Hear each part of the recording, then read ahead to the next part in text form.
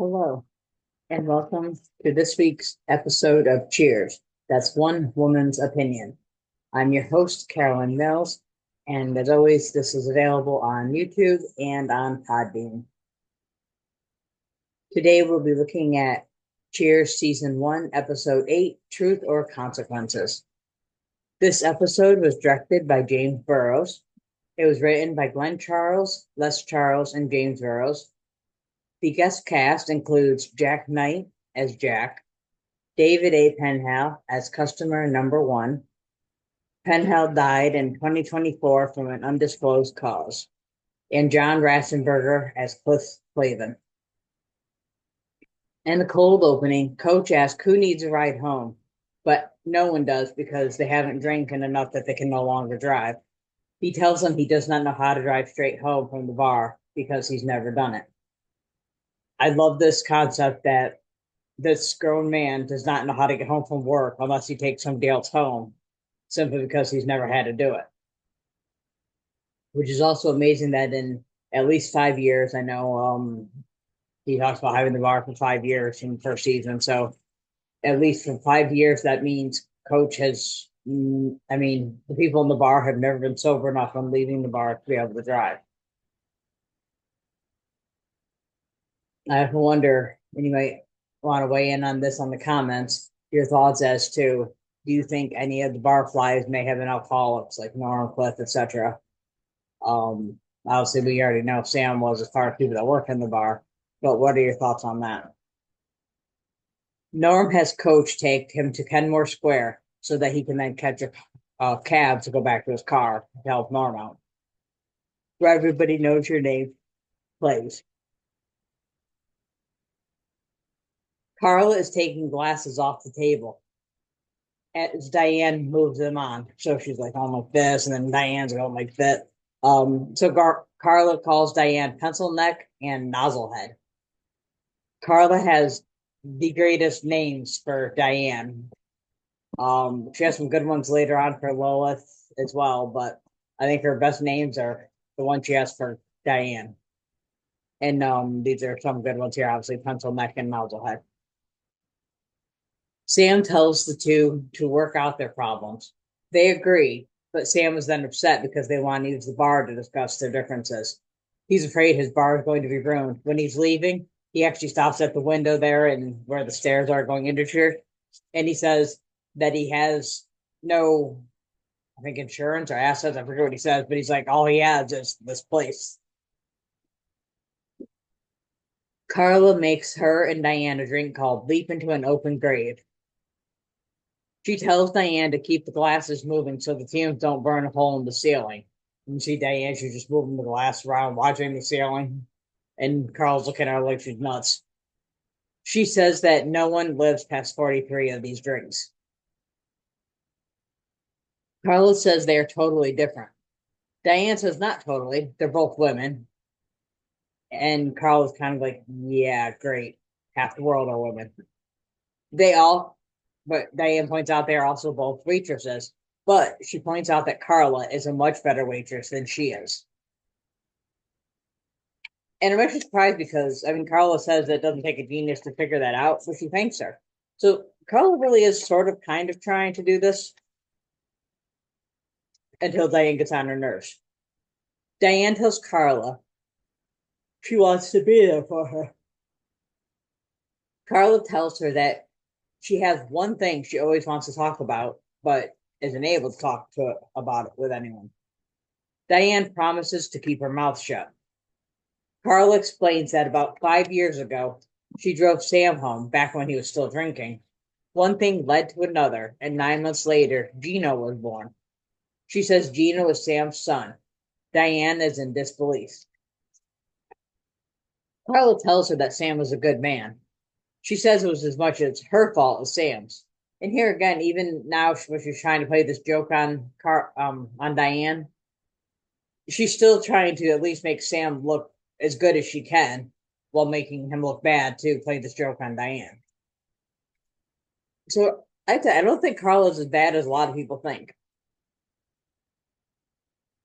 And I know in the 200th episode, the panel episode there, Rhea Perlman talks about Carla, and she says that she's a survivor, and I think that's really what it is. Not that she's mean; she just she's left with 4 kids. Life's tough. Her family not the greatest. So Diane says Carla bore and raised the child, and calls Carla a plucky little soldier. I like the word plucky. Diane hugs Carla and starts to sing "People Who Need People," which is a famous Barbara Streisand song, and then Diane passes out. Sam comes in and says, "Oh my God, Carla, you killed her." Sam's like the original and they killed Kenny. Ironically, I've never seen South Park. I just happen to know that line because that's how famous it is. Carla says she tried to slow Diane down with the drinking. Sam takes Diane home, asking Carla if they work things out. Carla says that Diane got annoying, so she made up the biggest whopper she could think of. Diane comes in the next day hungover. She asks Carla about Gino, and Carla tells her, shh. She then thanks Sam for getting her and Carla to talk. She mentions Gino, and he asks, which one is he?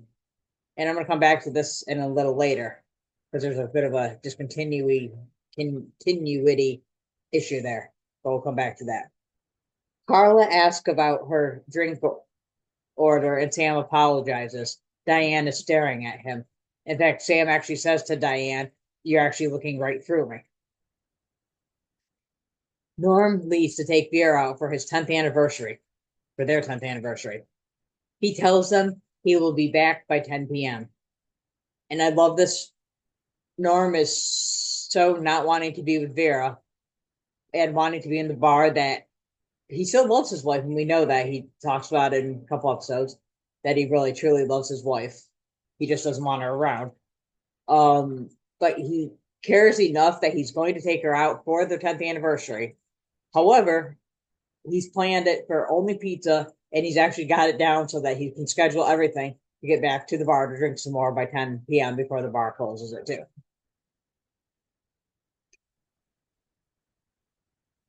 Carla gets a quarter tip from a customer, and she gives him a hard time about how cheap he is. Now, I know this is 1982, and I mean, I was 2 years old in 1982, so I don't have a whole lot of recollection about money. And by not a lot, I mean absolutely none. But still, it seems like a quarter was probably cheap. I don't know. For those of you who are older and would know this, maybe you could tell me. Was that really considered cheap? Because I have to agree with Carla. I think that's kind of cheap, but I don't know for the times. Sam takes Carla into his office to chastise her for getting on the customer, which is interesting. Obviously, this is like a total setup to get Carla into the office so Diane can react to the next scene because Sam pretty much never does anything other than this episode, and there may be one or two others that I can't think of at the moment, but he basically lets the people in the bar, both customers and workers, do whatever they want. Customers come behind the bar, know how to key maybe, etc. Carla comes and goes, Diane comes and goes, Woody comes and goes. When Rebecca worked, she came and went. So yeah, it's interesting. This particular episode, Sam decides to actually man up and do his job, dealing with his employees when they're not doing their job or not doing it correctly. There was obviously with the episode with Big Eddie there when Carl attacks him, which he doesn't really rate her in the sense that she's nothing wrong. It was more of a sense of I don't want to lose my bar. So, which I guess this would be too, but I think it's a little bit different in this one. Anyway, Diane complains to Coach about how Sam treats Carla and acts. Okay, let me try that again. Diane complains to Coach about how Sam treats Carla and accidentally spills the beans about Gino being Sam's son. Coach says that Carla has known Sam for 5 years. Gino is 7.5 years old. Coach decides it somehow works out. I would like to be inside Coach's mind to figure out exactly how that worked out in his mind that a 7.5-year-old could have been born to a father from a father. Who's from? Not sure. Um, who's only known the mother for 5 years. I would like to see how that works in his head. Reminds me of when he says that it makes sense before he says it, and Carl is like, it's in a different episode, of course. And Carl is like, that doesn't make any sense. And he says, you should have heard it before I said it. That's what this reminds me of. Diane explains that Gino cannot be Sam's kid, and Carl lied. Coach says that Sam will be disappointed. I love how Minute Calasanto delivers this line. He sounds so sad for Sam, who doesn't even know any of this is going on. Diane talks to herself, but Cliff listens because she's talking out loud right next to him. She tells him, this is none of your concern. Diane asks Carla, how's your rotten, lying little mouth? Carla tells Diane that she knew that Diane could not keep the secret. They start fighting. Cliff quietly gets Sam out of his office right as the fight is about to get physical. Cliff pulls Diane to the office, and Sam takes Carla. In the office, Sam asks what's going on. Diane tells Sam that Carla duped her into believing that Sam was the father of one of his children. I also like the word dupe. That's up there with plucky. Diane uses a lot of cool words. They're cool sounding.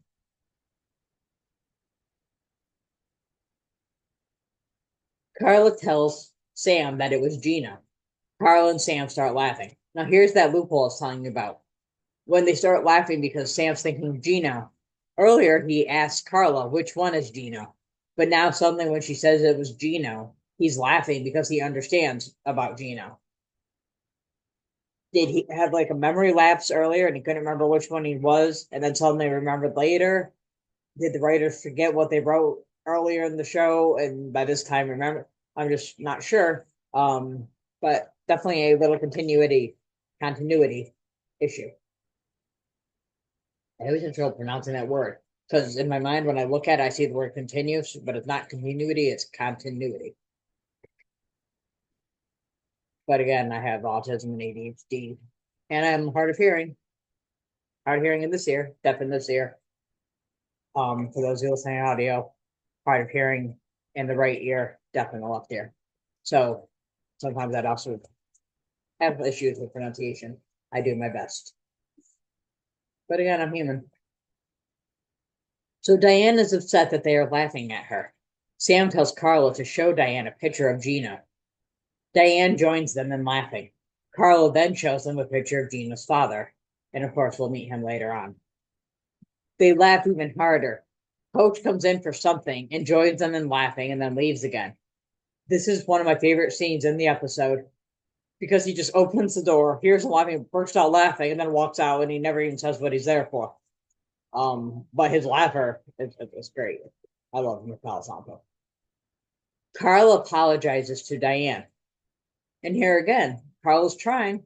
I have to give her credit where credit's due. Diane says that sometimes she takes things too seriously. Carla suggests that they go to a movie some night.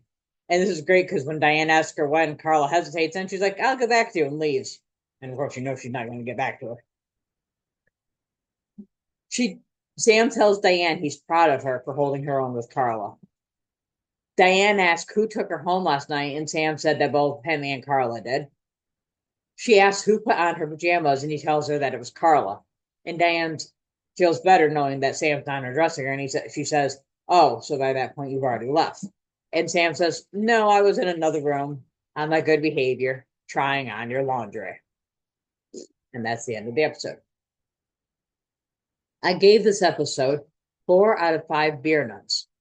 Carla and Diane were great in this episode, and I actually had trouble choosing the MVP because I'm trying to only do one person. I almost thought about doing co-MVPs, but I ultimately gave MVP this week to Rhea Perlman because it was really hard. I mean, I could have gave it to her and Shelley Long, but I know Shelley's had a lot of them, so that was part of the decision. And I think Carl's more of the driving force to everything that was happening. outside of the initial meeting with Diane moving the glasses that ticked off Carla. So my favorite line in this episode, Sam asks Carla what she told Diane, and Carla says, Sam, it's something I told Diane, and she swore she would never tell another living soul. She'll tell you tomorrow. A little bit of foreshadowing there, but I don't know if it's really considered foreshadowing because it's not like I think watching the episode we pretty much already knew it was going to happen. The runner-up favorite line, Coach, what do you do when you're so furious that you have to do something? Coach says, well, I know it sounds a little crazy, but I bang my head on the bar. Diane says, that doesn't sound crazy to me. It might be do a lot of good right now. Coach, well, okay. And then he's like banging his head on the bar. You stop him. I love that line. It's also one of the clips often shown. Here's a little known fact. The leap into an open grave drink that Carla makes contains vodka, Nolly Pratt, vermouth, white Bacardi rum, Cinzano orange juice, and an egg. I actually found that on IMDb. I know nothing about drinks, and I didn't know that was a real drink, and I'm not sure if that was a real drink before or after, or if somebody recognized bottles in the thing, but that's what it said. Like questions for our dear listeners out there. Describe how you picture 7.5-year-old Gina looking based on this episode. Now, when you do this, do not base it on Nick, played by Dan Hedia later, because we haven't seen him yet, so you can't use that. And you cannot use future Gina, who will be in some episodes.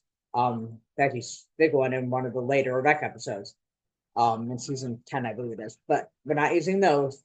Simply based on this episode, how do you picture Gina looking in your mind? So I'm just curious about that. And if you like this episode, I ask that you would please like, comment, subscribe to whichever platform you're listening to. And as always, you can join the group on Facebook. Cheers, that's One Woman's Opinion. You can follow us on Instagram, Cheers, One Woman's Opinion Podcast. And feel free to email us with questions, comments, etc. at the email here, cheersonewomanspodcast@gmail.com. Next episode we'll be looking at next week is Cheers Season 1, Episode 9, Coach Returns to Action. Thank you, and that is One Woman's Opinion.